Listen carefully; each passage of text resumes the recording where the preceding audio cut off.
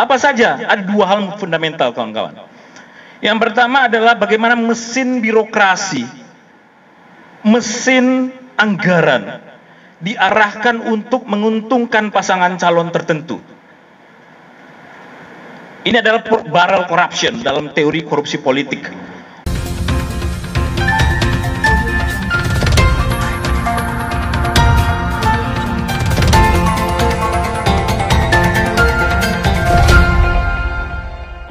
Kita sekalian, rekan-rekan media yang hadir pada siang hari ini, saya lengkap hadir dengan Pak Mujiaman, dengan tim lawyer, ada Pak Donald, dan kemudian juga Pak Soleh, dan juga moderatornya Pak Nanang. Didampingi juga istri dan Bu Mujiaman. Teman-teman sekalian, kita barusan tahu ada rekap sudah selesai. Pengumumannya saya juga belum mendapat final. Pada kesempatan ini yang jelas kami mengambil sikap. Pertama tentunya kami mengucapkan terima kasih. Saya mendengar bahwa mendapatkan suara pemilih untuk saya, Pak Mujiaman sini, 426.000 lebih suara yang memilih MA. Tentunya inilah yang kami ucapkan terima kasih kepada seluruh pemilih saya. Ini yang tentunya akan saya pertanggungjawabkan. Untuk itu kami akan mengambil langkah untuk melakukan gugatan ke Mahkamah Konstitusi. Bukan menyangkut masalah menang dan kalah, tetapi yang ingin kami permasalahkan adalah proses pelaksanaan pemilihan Pilwani. Saya rasakan ada kecenderungan kecurangan secara struktur, sistematik, dan masif. Ini yang akan menjadi materi dan detail persoalan-persoalannya sudah dikumpul oleh tim lawyer kami. Nah, nanti akan menjelaskan secara detail, bisa nanti juga sambil wawancara. Persoalan MK bukan menyangkut masalah kalah dan menang.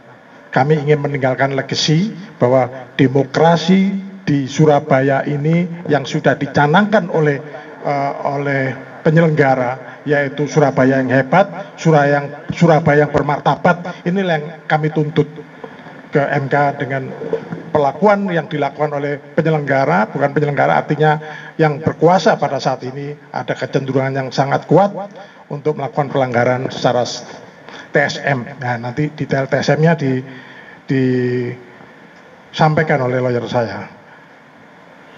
Di samping itu tadi saya sampaikan bahwa langkah mengajukan gugatan ke MK adalah atas banyak dorongan, dan saya mempertanggungjawabkan ini kepada para pemilih saya yang berjumlahnya 426.000 lebih. Ini yang akan kami pertanggungjawabkan dengan cara menunjukkan bahwa kita melakukan gugatan ke MK. Berikutnya adalah bahwa saya menyadari bahwa MK sekarang ada perubahan. Sistem di MK sangat peradilan, tidak sekedar pada jumlah angka, tetapi yang lebih ditekankan adalah di sini adalah keadilan substansial. Jadi tidak karena selisih jauh kemudian tidak bisa gugat. 0,5%, 2,5%, tidak. Nah, inilah perubahan yang ada di MK pada saat sekarang ini yang kita harus hormati, sungguh sangat luar biasa supaya ada keadilan dalam proses pemilihan dilakukan di Indonesia ini. Jadi sekali lagi itulah materi gugatan yang akan kami sampaikan, dan mungkin rilisnya intinya sudah saya sampaikan pada teman-teman untuk nantinya bisa menjadikan bahan penulisan. Saya rasa dari saya demikian. Selanjutnya kami serahkan kepada tim lawyer saya. Terima kasih. Pak Mahfud, Pak Mujiaman yang saya hormati. Tadi kolega saya sudah menyampaikan beberapa hal penting, spesifik dalam konteks lokal kontestasi pilkada di Surabaya. Jadi cara pandang orang Jakarta melihat pilkada Surabaya itu terkesan baik-baik saja.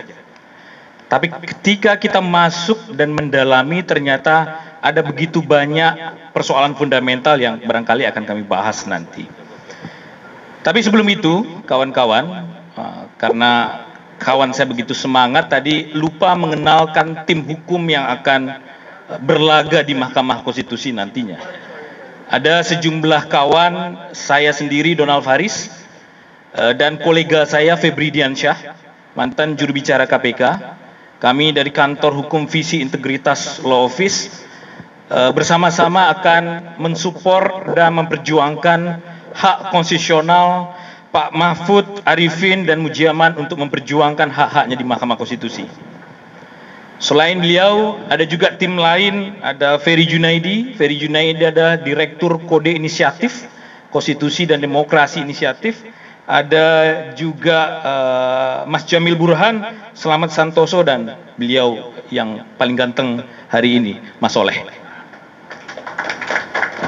Jadi, apa yang menjadi hal fundamental dari langkah hukum yang kami lakukan? Paling tidak ada dua hal prinsip, kawan-kawan. Tadi disinggung oleh Pak Mahfud. Beliau declare dalam diskusi berhari-hari ini, lebih kurang 4 hari kami berdiskusi secara intensif, apa yang kira-kira mau dicari di Mahkamah Konstitusi. Tapi kami berada pada standing yang sama, sudut pandang point of view yang tepat bahwa ini bukan soal siapa yang menjadi wali kota Surabaya. Itu cerita terlalu kecil dan mimpi terlalu kecil. Mimpi besar beliau sekarang adalah memperjuangkan proses demokrasi yang tidak fair, tidak equal battle, karena adanya hal-hal yang nanti akan kami argumentasikan secara spesifik di Mahkamah Konstitusi nantinya. Dalam imajinasi beliau sebagai seorang mantan jenderal polisi yang bertugas di Jawa Timur, kontestasi pilkada itu sesuatu yang biasa. Ternyata begitu banyak intrik dan aktor-aktor lain yang bekerja secara politik yang tentu merugikan standing beliau sebagai pasangan calon. Ketika kami berada dalam sudut pandang yang sama, bahwa ada hak konstitusional yang diperjuangkan, tidak sekedar angka-angka, oke, kita sepakat penting membawa ini ke Mahkamah Konstitusi, berapapun selisih suara yang terjadi di penetapan dan rekapitulasi KPU. Karena yang kita perjuangkan beyond itu, lebih daripada itu. Kita tidak mau kejadian kasat mata di Pilkada Surabaya ini seolah sesuatu yang biasa saja. Ini akan terus-menerus menjadi perilaku buruk dalam politik kita. Apa saja? Ada dua hal fundamental, kawan-kawan. Yang pertama adalah bagaimana mesin birokrasi, mesin anggaran diarahkan untuk menguntungkan pasangan calon tertentu. Ini adalah barrel corruption dalam teori korupsi politik. Orang menggunakan otoritasnya untuk menguntungkan dan mengambil kebijakan yang menguntungkan dirinya sendiri. Nah, itu terasa dialami oleh beliau dalam proses kampanye selama beberapa bulan ini.